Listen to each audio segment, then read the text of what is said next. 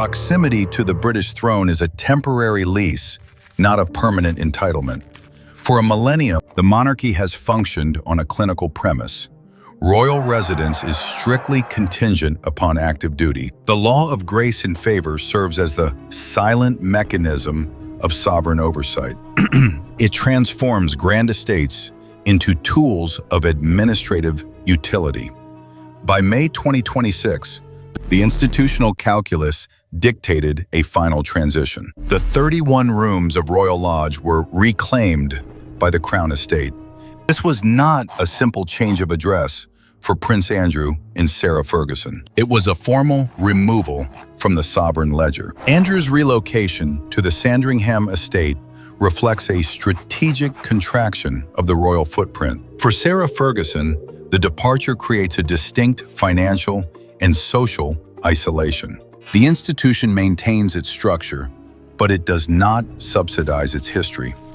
Outside the royal perimeter, the logistics of survival are governed by the prohibitive costs of private security. Protecting a figure of global controversy requires an annual expenditure exceeding 7 figures. Without the sovereign grant, maintaining properties like Marsh Farm becomes a logistical impossibility. The withdrawal of the state-funded security umbrella leaves the individual to navigate a landscape where they possess high visibility but no institutional immunity. This raises a fundamental question for the modern era.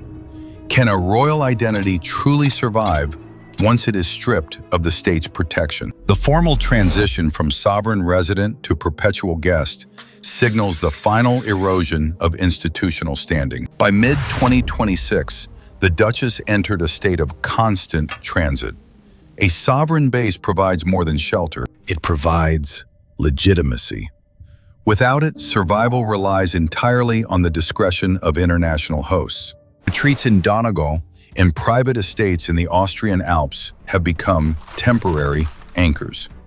Movement is no longer a choice of leisure, but a strategy for maintaining a public profile. A title stripped of its territorial and financial infrastructure becomes a symbolic artifact. The institutional distancing reached a definitive conclusion in the commercial registers. In early 2026, Companies House recorded the systematic dissolution of Sarah Ferguson's primary business interests. Entities such as La Luna Investments and Planet Partners Production were formally liquidated. This administrative shutdown marks the end of her capacity to operate as an independent economic actor within British jurisdiction. The infrastructure of her private enterprise has effectively ceased to function. Current survival depends on the precarious goodwill of a global circle. Efforts to maintain relevance through digital curation and philanthropic associations face a law of diminishing returns. Within the inner circles of the establishment, these public maneuvers are perceived as a search for a viable destination. The individual no longer commands influence. They must now negotiate for it. When the crown's protective shadow is retracted, the individual enters the competitive landscape of the open market. Here, status is not a permanent entitlement. It is a fluctuating currency that requires constant renegotiation. By May 2026, internal financial assessments revealed a stark divergence between Sarah Ferguson's public image and her private ledger. Reported capital of £745,000 represents a precarious threshold. Within the high-stakes logistics of the Windsor orbit, this figure signifies systemic insolvency rather than wealth. Numbers are the most impartial record of history. This erosion was a multi-decade trajectory of capital attrition. The 2009 attempt to secure a commercial partnership with Cunard remains a documented symptom of early strain. It was a visible search for the private liquidity that the institution refused to provide. The crisis eventually reached the level of basic retail logistics. Unpaid accounts at Selfridges, totaling £51,000, served as a clear indicator of a depleted domestic infrastructure. Asset liquidation offered no permanent recovery. The £17 million proceeds from the sale of the Verbier chalet were largely consumed by the legal costs surrounding the Virginia Giuffre settlement. Wealth was not preserved. It was sacrificed to secure a strategic legal ceasefire for Prince Andrew. By mid-2026, these financial reserves were effectively exhausted. The Duchess now exists as an institutional paradox, a global profile with no sovereign floor. Without a balance sheet to match her title, she is no longer an active stakeholder, but a passenger in the monarchy's wake. Survival now relies on the discretionary hospitality of the international elite. When the accounts go silent, the only remaining currency is proximity, a commodity that depreciates with every passing season. While a depleted ledger is a manageable crisis, ethical exposure is an absolute one. For the House of Windsor, a scandal of character is far more corrosive than a scandal of debt.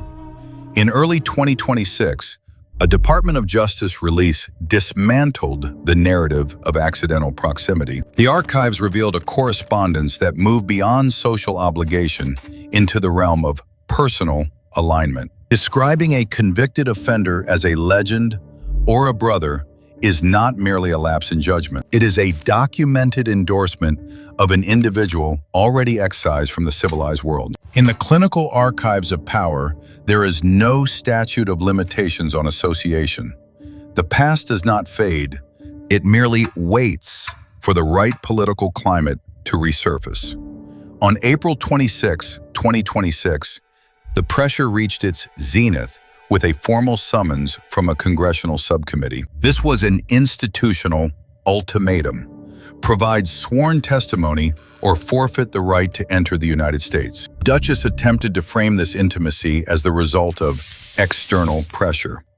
However, the granular details of the financial ledger suggest a different reality. Records documenting a request for £20,000 to settle personal rent depict a beneficiary of patronage rather than a victim of coercion.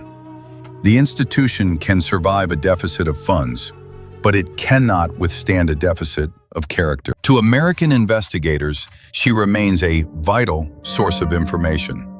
To the British establishment, she has become the silence that precedes a definitive institutional collapse. The Crown requires many sacrifices from its members, but it never mandates complicity. The isolation of the Duchess of York mirrors the final years of Wallis Simpson. Historical precedent dictates that when the Crown retracts its grace, the individual is relegated to the nomadic existence of the international socialite. A title without a territorial base is an administrative anomaly. The enduring alliance between the Duke and Duchess of York has finally reached its breaking point. Prince Andrew has prioritized his remaining institutional ties over personal history. He remains within the sovereign perimeter. She remains outside of it. The monarchy protects the bloodline. It does not protect the association. This administrative distancing now includes Princesses Beatrice and Eugenie. The discovery of their names within the Epstein financial ledgers transformed a private crisis into a dynastic risk. Documented transactions necessitated a strategic separation from their mother's orbit to protect their own standing. Their refusal to provide a permanent residence for Sarah Ferguson is a calculated act of institutional survival. In the House of Windsor, loyalty is a vertical obligation to the sovereign, never a horizontal one to the relative. The Crown requires the preservation of the institution at any human cost. The individual is a variable. The monarchy is the only constant. The Middle East has emerged as the final geopolitical theater for a title that no longer carries domestic weight. In the United Arab Emirates, the Duchess finds a vestigial prestige that has evaporated in the United Kingdom. Here, the complexities of her past associations are treated as distant noise, rather than a barrier to entry. Social credit operates on the principle of mutual benefit.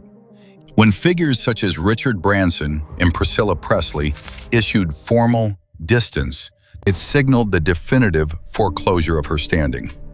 In the upper echelons of power, a public denial of association is the final stage of exile. The monarchy functions with the clinical efficiency of a biological organism. To protect the integrity of the whole, it must excise any element perceived as a systemic threat. By May 2026, the administrative transition was absolute. The palace formally categorized Sarah Ferguson as a private citizen, completing a process of total deroyalization, navigating a world where status must be renegotiated daily. This is the price of the crown. The House of Windsor does not subsidize those who fail the test of administrative utility. The archives are now closed. Does the survival of a 1,000-year-old institution justify the absolute erasure of an individual's identity? Or has the crown become an unsustainable burden? Share your analysis in the comments. Subscribe for deeper insights into the mechanics of the British monarchy.